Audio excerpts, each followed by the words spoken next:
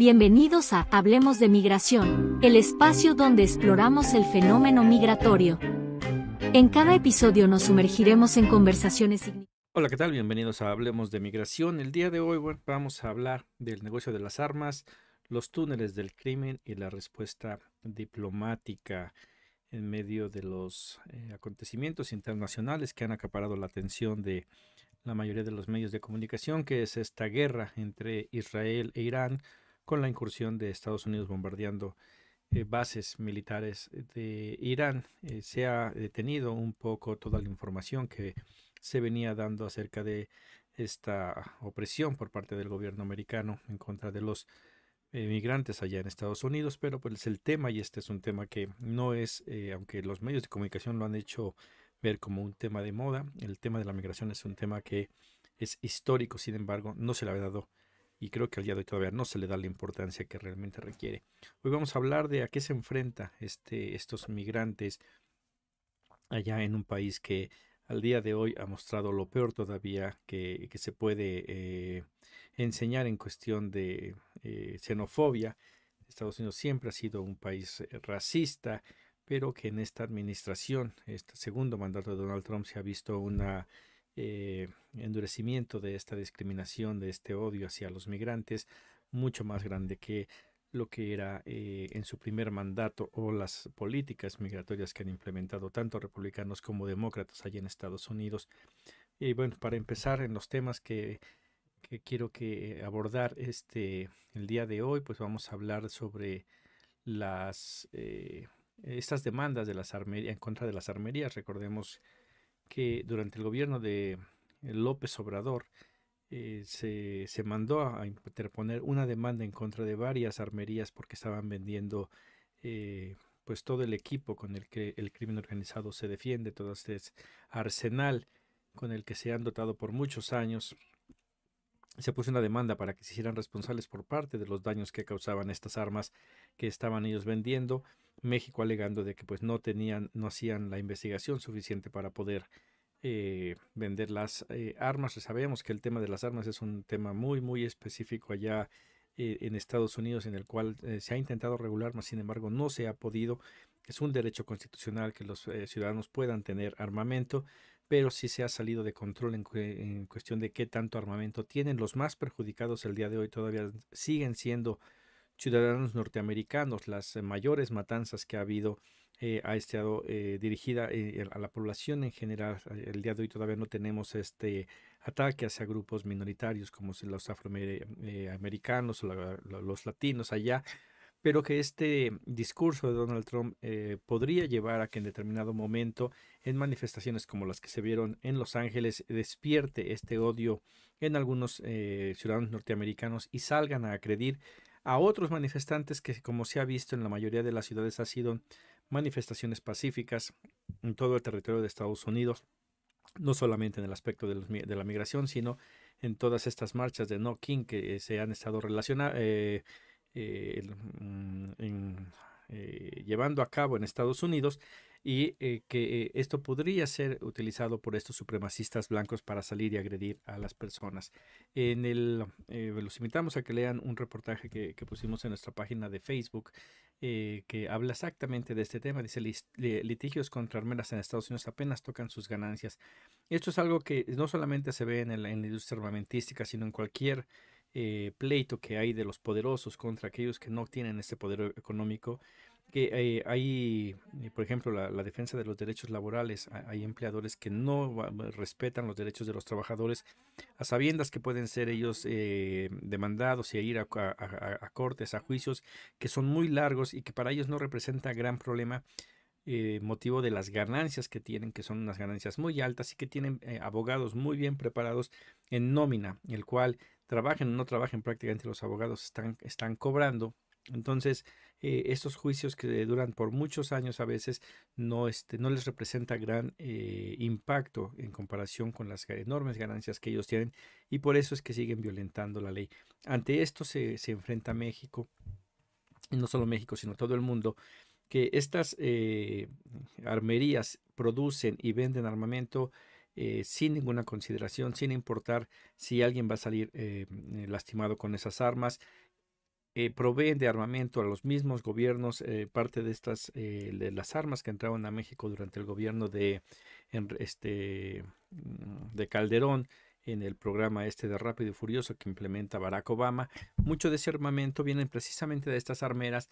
Lo compra el mismo gobierno norteamericano, norteamericano lo manda a México supuestamente para darle seguimiento en dónde iba a estar ese armamento y poder detener a las organizaciones criminales. Sin embargo, se pierde. Y esas armas el día de hoy siguen siendo muchas de ellas utilizadas para agredir a los guardianes del orden de México, al ejército, a los policías, los cuales se ven imposibilitados de combatir contra un crimen organizado que está la mayoría de las veces mucho mejor armado que ellos mismos. Y esto es lo que vemos, estas ganancias que reciben estas empresas son muy grandes y es para un sector muy específico de Estados Unidos y que difícilmente podrá cambiar en las circunstancias en las que esté el día de hoy. Viene la revisión del tratado del TEMEC, en el cual no hay, hasta donde yo sé, nada que tenga que ver con las armerías, pero debería de meterse ahí que deberían de establecerse protocolos para que estas armerías cuando vendan sepan a quién le estén vendiendo. Y en México hay una sola entidad autorizada para hacer la compra de armamento, que es, y la compra y venta de armamento, que es la Sedena. Y evidentemente pues estas armerías lo saben bastante bien, más sin porque no es de que vendan una o dos pistolas, o sea, venden equipo completo de armas que saben a lo que sirven, pero que no van a querer sacrificar sus ganancias. Este es uno de los grandes problemas. Esto va de la mano. Estas armas que se venden, pues evidentemente van al crimen organizado, que tiene unas ganancias espectaculares. Lo he dicho varias veces, el principal benefactor, protector, financiador del narcotráfico es el mismo Estados Unidos, porque Estados Unidos es el que compra grandes cantidades de estupefacientes para satisfacer una demanda de su población y también dota de armamento a estas organizaciones para que puedan cuidar la producción de estas drogas que ellos necesitan en su país, en sus ciudades. Evidentemente está atrás de eso, hay bancos que están lavando dinero, hay diferentes organizaciones que solamente prestan el nombre para poder mover las grandes cantidades de dinero que hay en esto. Y la migración el día de hoy es un tema que ya va de la mano con el narcotráfico, con el crimen organizado, por las enormes ganancias que deja. Ya se había dicho durante el gobierno de López Obrador, cuando Trump quiso poner el muro, estaba con su discurso del muro, lo mismo lo dijo el mismo López Obrador, que en pláticas con él le dijo: de nada te sirve el muro porque están los túneles. ¿Cuántos túneles hay? No se sabe, se habla muy poco de los túneles, pero existen y eso sirven para entrar algunos precursores de las drogas, no todos, la mayoría entra por puertos definidos en donde hay arreglos con las autoridades para que puedan pasar las grandes cantidades que Estados Unidos necesita, pero los túneles también son una parte importante de este negocio y el día de hoy sigue habiendo túneles. Acaba de descubrir uno más ahí en la frontera entre México y Estados Unidos, cerca de la garita de Otay, en donde son áreas industriales prácticamente, con mucha maquila por ahí, y que son terrenos bastante extensos y en los cuales se hacen túneles en el cual pues entran muchos de los migrantes que el día de hoy están llegando a Estados Unidos, que siguen llegando, aunque se dice que los números han bajado, pero han bajado con respecto a un crecimiento demasiado grande que fue en los años pasados. Está volviendo a los flujos que normalmente tienden a llegar a Estados Unidos. Y trajimos este tema para hablar sobre qué es lo que pasa con todas estas políticas de Donald Trump, todas estas persecuciones, que hace más difícil la pasada y lleva a que los migrantes, al no tener posibilidad de volver a sus lugares de origen, o aquellos que ya están en camino, o aquellos que están allá y que tuvieron que salir porque las situaciones son verdaderamente deplorables y tienen que buscar un mejor futuro en el norte, esta problemática de poder cruzar los obliga a tener que llevar a intentar contratar servicios del crimen organizado, que en el mejor de los casos les va a cobrar bastante dinero, les va a dar una mochila para que carguen drogas o armas para meterlas a Estados Unidos o viceversa, las armas al revés, pero sí drogas hacia Estados Unidos para que crucen con el riesgo de que al ser detenidos con drogas van a ser encarcelados, van a pasar tiempo en prisión y después serán deportados de por vida. Es un gran negocio de los narcotraficantes, el cobro de estas personas, se les cobra también derecho de piso a los coyotes, es un gran negocio que difícilmente va a desaparecer y vemos aquí como las causas que originan la migración, como es esta violencia desmedida en muchas áreas de nuestro país, de otros países vecinos, que está financiada precisamente por el narco, que tiene que proteger los cultivos para poder llevar sus artículos a Estados Unidos. Estados Unidos les da el armamento para que se defiendan. Por eso es organizado en un crimen que está muy bien organizado de quiénes y qué es lo que van a hacer en cada uno de los países. Y al final de cuentas el que sale perdiendo pues, es la persona más necesitada, el pobre, el que tiene que caer en manos de estos tipos. Como digo, lo menos que les puede pasar pasando por estos túneles es que les cobren una buena cantidad de dinero y que corran el riesgo de que sean detenidos por la policía. Pero en otras ocasiones estas personas que buscan llegar por medio de estos túneles son secuestrados por los mismos narcotraficantes. Las familias pagan su secuestro, pagan su liberación, pero no es así, no siempre se les da la libertad, muchas veces pierden la vida o en algunos de los casos son obligados a sumarse a las filas de estas organizaciones criminales. Es algo que está ahí, que muy pocas veces se habla, pero que se tiene que sacar a la luz para poder enfrentarnos a eso.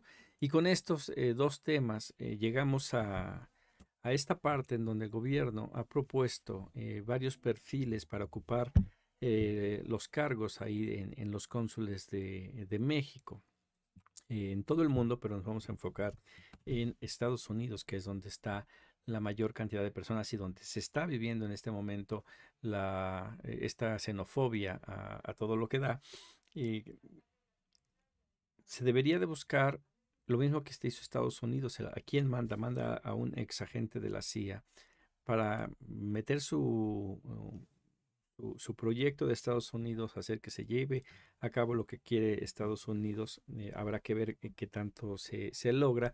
Creemos que los gobiernos emanados de la Cuarta Transformación son fuertes y se van a resistir a la mayoría de las exigencias de este monstruo de Estados Unidos, pero sí ahí va a haber cierto tipo de injerencia y bueno, esto nos lleva a que en estos momentos lo que se requiere en Estados Unidos es gente que esté lista para enfrentar esta situación que están viviendo los connacionales allá.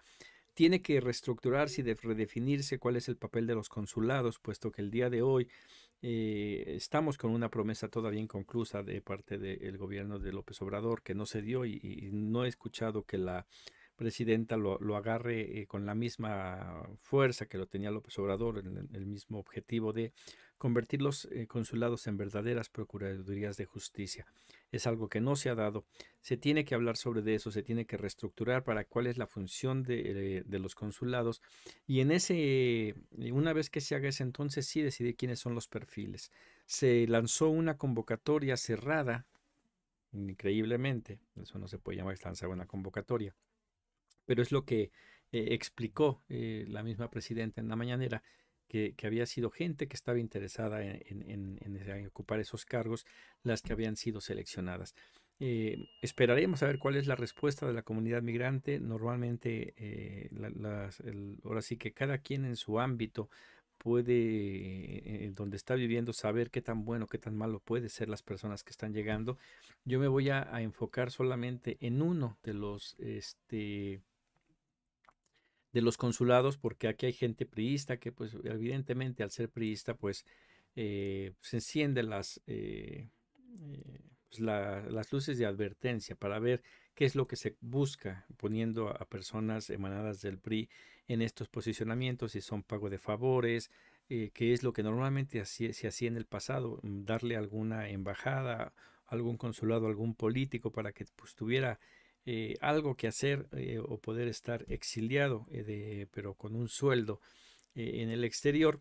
Vamos a ver qué es lo que va a pasar el día de hoy. A mí sí me llamó la atención la propuesta para San José, California. Dice que se propuso a Neftalí Said Pérez, ex coordinador del programa Jóvenes Construyendo el Futuro, para el consulado de San José allá en California.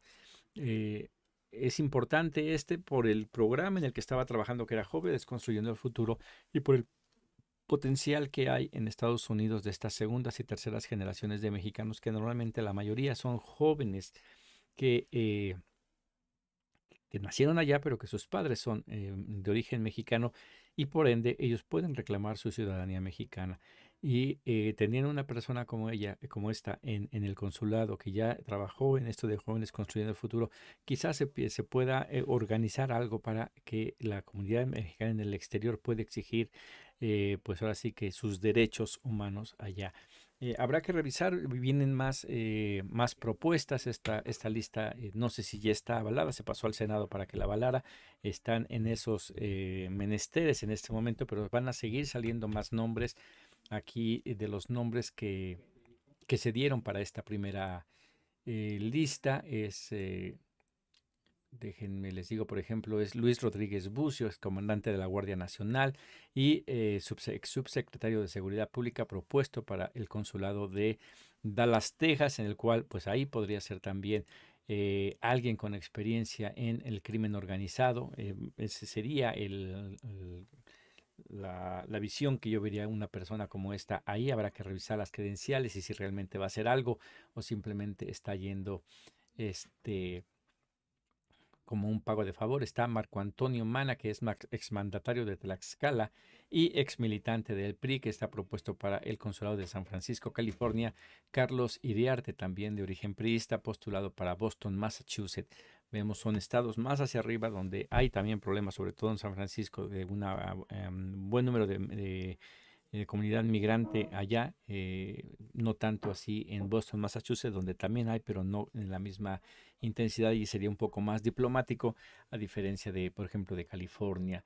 También está Donají Alba, ella es militante de Morena y expresidenta de la Comisión de Honor y Justicia del partido, y ella ha sido postulada para el consulado de Raleigh, California.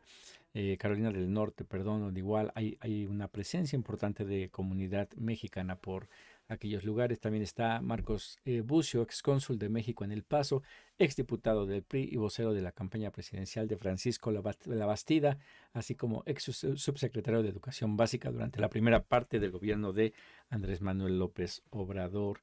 Bueno, y ahí hay otros tantos como Rafael Eugenio para el de Atlanta, Georgia, Claudia Velasco Osorio para Brasil, Iván Roberto Sierra Medel para Toronto, Canadá, y Julián Adem Díaz de León para Vancouver, Canadá. Vamos a dar seguimiento a ver qué es lo que opina la comunidad migrante de estos nombramientos, y está cubriendo las expectativas que la comunidad tiene para allá. Yo siento que no, mientras no se hable de lleno de la reestructuración de los consulados, que se defina bien cuál es la función de los consulados, principalmente los de Estados Unidos, que es donde hay más presencia de mexicanos viviendo en el exterior. Difícilmente una persona podrá llegar a cubrir algo que la comunidad lo está requiriendo, pero que en el papel no es una función de los consulados. Pues tendremos que seguir viendo esta respuesta diplomática a los acontecimientos tan importantes allá en Estados Unidos. Vamos a ver cómo se desarrolla el desempeño de estas personas una vez que sean ratificadas, que lo más seguro es que lo van a hacer. Al día de hoy no sé de nada que haya mandado la presidenta y que le hayan rechazado, que le hayan dicho que no pasa. Entonces lo más seguro es que estos, así como han sido propuestos, pues sean aprobados y entren en funciones muy pronto, y les daremos seguimiento a lo que estén haciendo. Bueno, pues por mi parte sería todo en esta entrega, y pues seguiremos adelante. Muchas gracias y hasta la próxima.